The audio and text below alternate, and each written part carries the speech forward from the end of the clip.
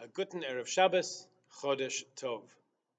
We, the Jewish people, hope for a lot of things. In a book we read together when it came out a few years ago, we read that Rabbi Sachs wrote that hope is Judaism's gift to the world. We're not victims of fate, things can change. We believe we can help build a better world. We hope for peace, and hopefully, we also work for it. We hope for justice. In our best moments, we campaign for it, support it, vote for it, whatever we can do.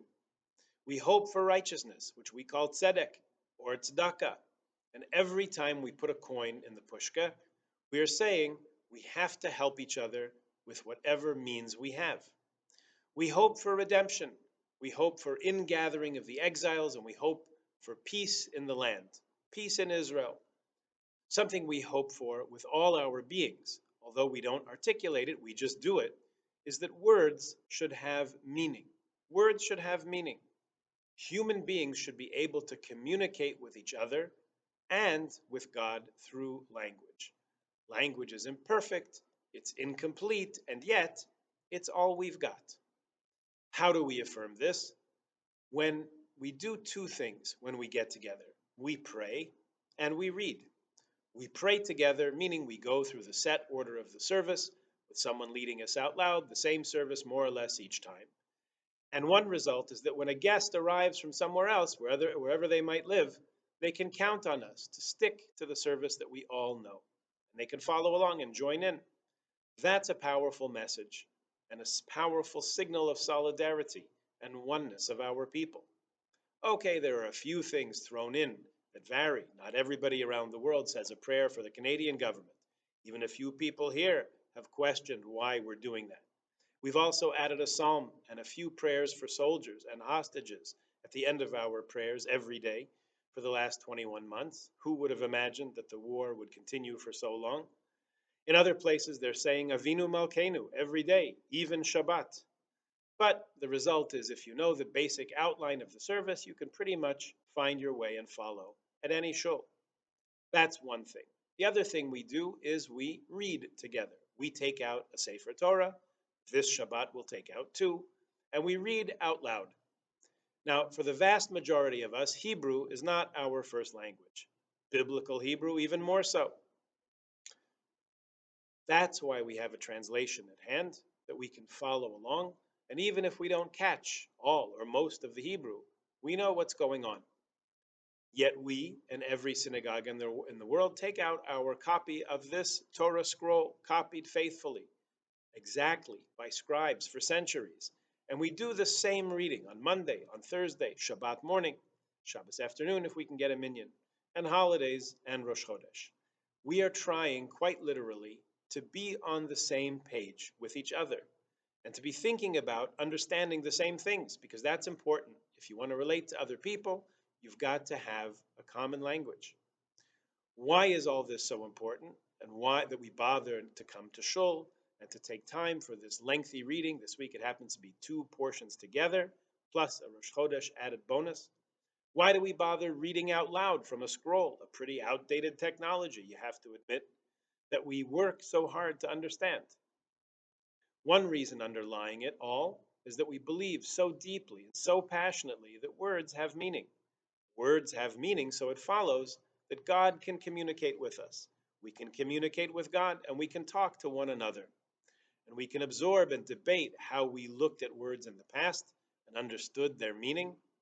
If you've ever come to one of our Talmud classes, and everyone is welcome, men, women, and children, you know that we spend a good bit of that time trying to understand what words mean. So, among other topics in our reading this week, we talk about war against the Midianites, at the beginning of this week's portion. At God's instruction, Moshe called out the troops, 12,000 of them, some from each tribe, and went to war against Midian. And it was quite a war. It says that Bnei Yisrael, the Jewish people, took captive the women and children, plundered the animals and herds and all their possessions, set fire to all the cities. Vayishbu Bnei Yisrael es neshei Midian v'estapam, it says, v'eskol v'hemtam v'eskol miknehem v'eskol chelam b'zazu v'eskol areim b'moishvaisam v'eskol tiraisam sarfu b'eish. The next verses go on to say that they kept nothing for themselves. When Moshe found out that a few youths had gone to plunder, he went and put a stop to it. The next verses go on to explain how this war more or less signaled the end to the nation of Midian. Although it would be another 2,000 years till the Jewish people had an army of our own, 1948, our sages throughout the ages discussed the prosecution of war, military ethics, and conduct expected of soldiers in battle.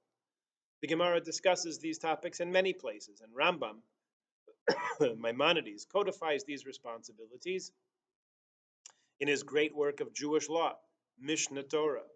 The last volume out of 14 is called The Laws of Kings and Their Wars.